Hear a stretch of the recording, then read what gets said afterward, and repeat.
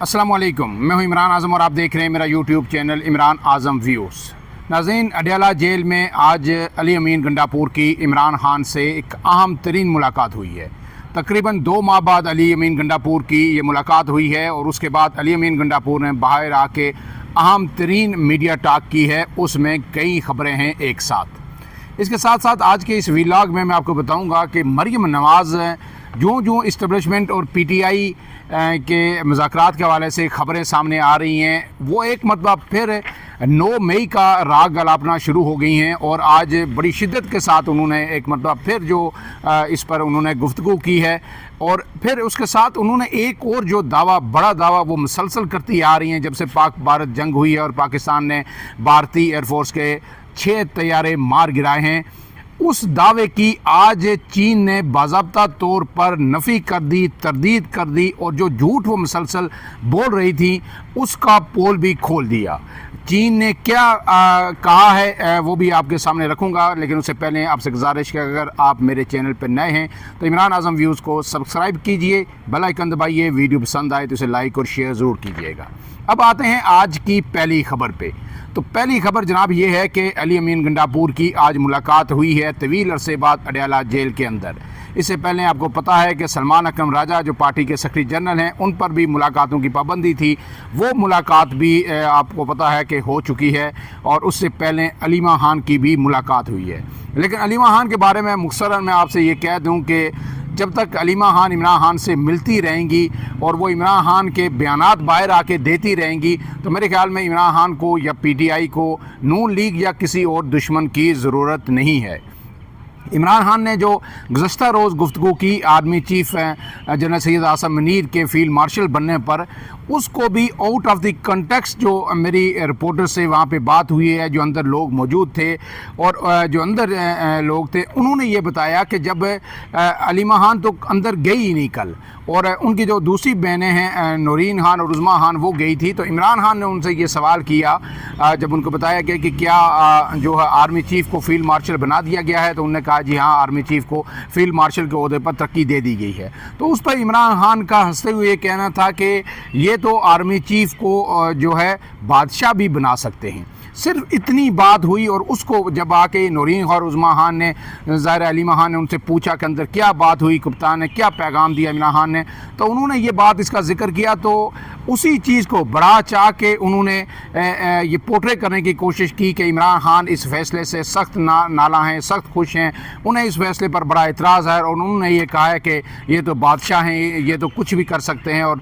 इनको बादशाह बनाया जा सकता है, मुल्क का सिर्फ जो है फील्ड मार्शल नहीं। अब उसी चीज़ को जो है पीटीआई के जो है ट्विटर पे भी जो है पोस्ट किया गया, जो अलीमा खान का बयान था। ये भी मेरे ख्याल में एक बड़ी ही जो है फजूल किस्म की मशक है कि जब एक तरफ आपके मुज़ाकरात हो रहे हैं, आप ये कह रहे हैं कि हम मुज़ाकरात करना चाहते हैं, खुले दिल से करना चाहते हैं, आगे बढ़ना चाहते हैं, तो उसके बाद इस तरह की बात करना या फिर उसको आके इस तरह हाइप दे के मीडिया के अंदर शेयर करना मेरे ख्याल में ये समझ से बालातर है। पीटीआई को इस हवाले से जो है अपनी सफ़ों के अंदर लोगों को तलाश करना होगा। अब जो अली अमीन गंडापुर ने जो बयान दिया है वो आपके सामने रख देता हूँ। पहली बात, जो सबसे बड़ी बात उन्होंने की है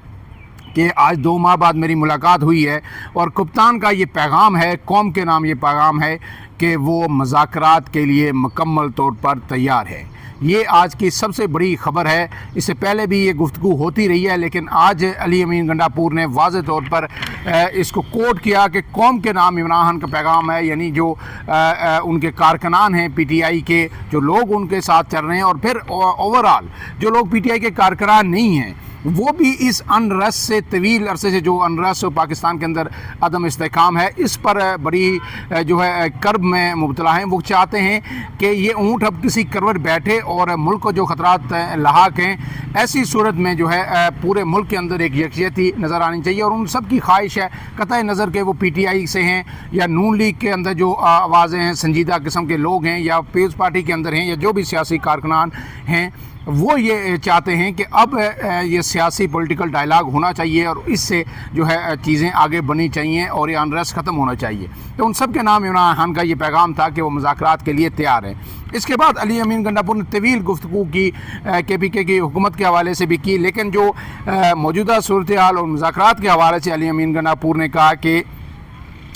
پوری قوم کو بانی کا پیغام پہنچانا چاہتا ہوں، بانی پی ٹی آئی مذاکرات کے لیے تیار ہیں۔ بانی کی جنگ قوم کی حقیقی جمہوریت اور آزادی کی جنگ ہے، بانی ڈٹے ہوئے ہیں، وہ اپنے ذات کے یعنی پاکستان کے لیے بات کر رہے ہیں۔ گویا وہ ایمفیسائز کر رہے تھے اس چیز پہ کہ اب پی ٹی آئی پوری طرح مذاکرات کے لیے تیار ہے اور کھلے دل کے ساتھ تیار ہے۔ انہوں نے کہا مجھے جو ذمہ داری سونپی گئی تھی کہ میں حکومت سنبھالوں وہ میں نے نبھائی، لیکن اگر احتجاج کی نوبت آئے گی تو ہم احتجاج کے لیے بھی متحرک ہو جائیں گے۔ اور انہوں نے کہا ہے کہ ہماری اب اگر احتجاج ہوا تو ہماری یہ تحریک بھرپور ہوگی، کیونکہ مینڈیٹ چوری ہوا، زیادتی ہوئی، مینڈیٹ واپس کیا جائے، جن کے پاس فارم 45 نہیں ہے ان تمام اراکین کو اپنی نشستوں سے ہٹایا جائے۔ سارا نظام بانی اور تحریک انصاف کو ختم نہیں کر سکا،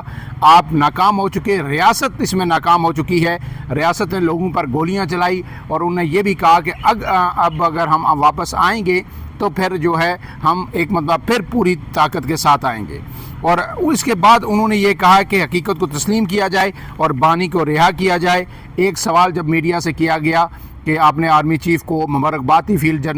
مارشل بننے پر، تو انہوں نے کہا کہ جب آپ کی آرمی چیف سے ملاقات ہو تو آپ یہ سوال ان سے پوچھ سکتے ہیں کہ کیا علی امین گنڈاپور نے آپ کو مبارکباد دی یا نہیں۔ اس کے بعد ساتھ آج یہ خبر بھی ہے کہ اسلام آباد ہائی کورٹ نے پی ٹی آئی کے 86 کارکنان کی ضمانت منظور کر دی ہے اور ان کی رہائی کا حکم دیا ہے۔ یہ بھی ایک مثبت پیش رفت ہے کہ پی ٹی آئی کے کارکنان اب جو ہے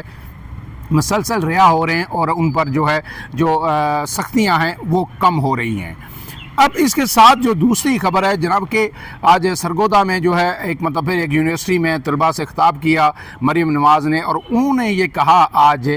کہ جو کچھ 9 مئی کو ہوا اور جو کچھ بھارت نے کیا اس میں زیادہ فرق نہیں ہے۔ انہوں نے ملا دیا جو بھارت کا حملہ تھا، بھارت کی جارحیت تھی، بھارت کی بمباری تھی، پاکستان کے اندر جو ہے